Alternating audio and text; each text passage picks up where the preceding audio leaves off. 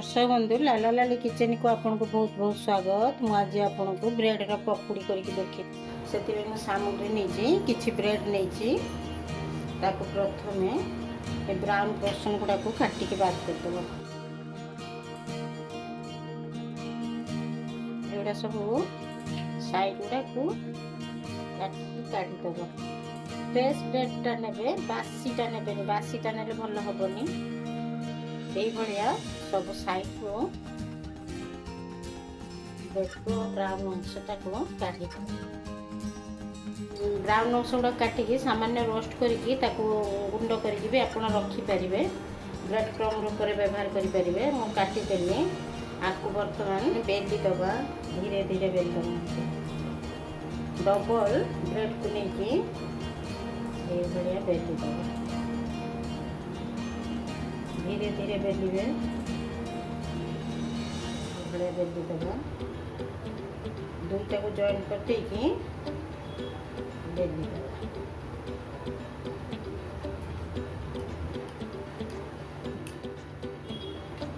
मु 150 ग्राम बेसन नहीं जुआणी देचे सामान्य जुआणी देचे टिके हाथ में दली दबा ताको सुगंध आसो। भुसुंगा पत्र को एमती ड्राई रोस्ट करके गुंड कर देछि गोटे स्पून नबा अल्प छोट स्पून नबा स्वाद अनुसार लुण नबा को गोले दबा अदा रसुण पेस्ट गोटे चामच नबा देखिया को अल्प अल्प पानी देकी गोले एकाथरे पानी देवेनी गोटली अल्प अल्प पानी देकी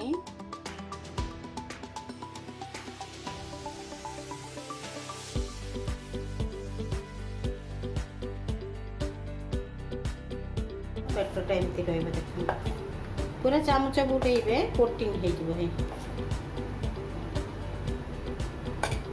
मुझा नहीं आपन जदि कुकी कटर थी कुकी कटर रे काटिदेवे एमती कुकी कटर जदि नथिबो कौन से बोतल फोतल छिपी रे काटी पारे।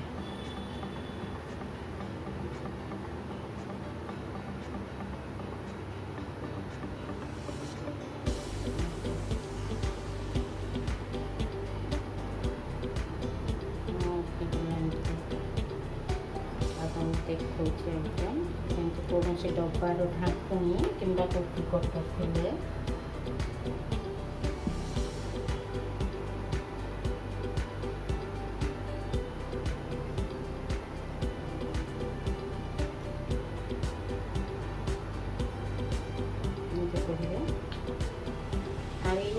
जोटा एक्सट्रा रहा आपको भी आप छाणी पारे डिप करके बेसन रे। दर्शक बंधु सामान्य कला लुण देदबा मु आगुरी तेल बसई देथिले गोटे स्पून गरम तेल देकी आपको भलसे फेंटी दबा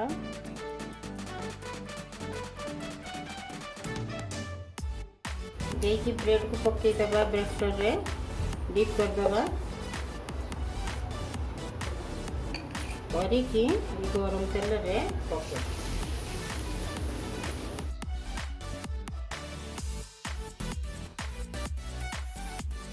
पलटे दबा देखम केमती फुली सब फुली जीव जालटा को स्लो कर दबा गरम हो गलानी तेल मु लंका पकई नहीं आपण चिली फ्लेक्स पकेबे जेथे चिली फ्लेक्स पकेले भल लागिवो पिला माने खाइबे बोली मु पकेनी बेसन सारे गोळेई देकी पकेई देबे अछुरी भलिया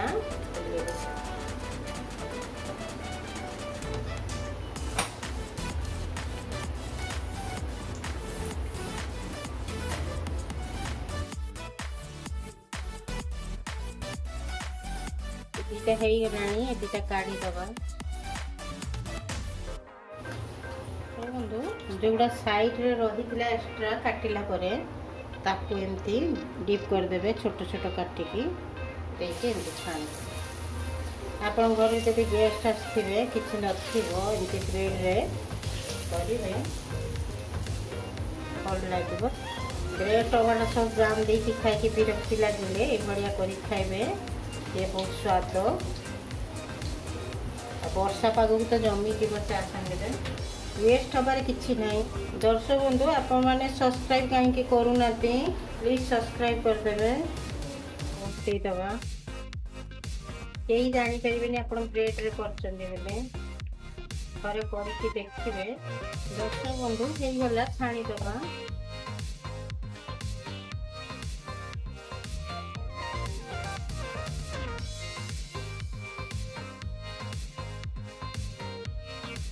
ଦର୍ଶକ ବନ୍ଧୁ, ହେଇଗଲା ପରେ ଗରମ ଗରମ ମ୍ୟାଗି ମସଲାଟା ପକେଇଦେବେ।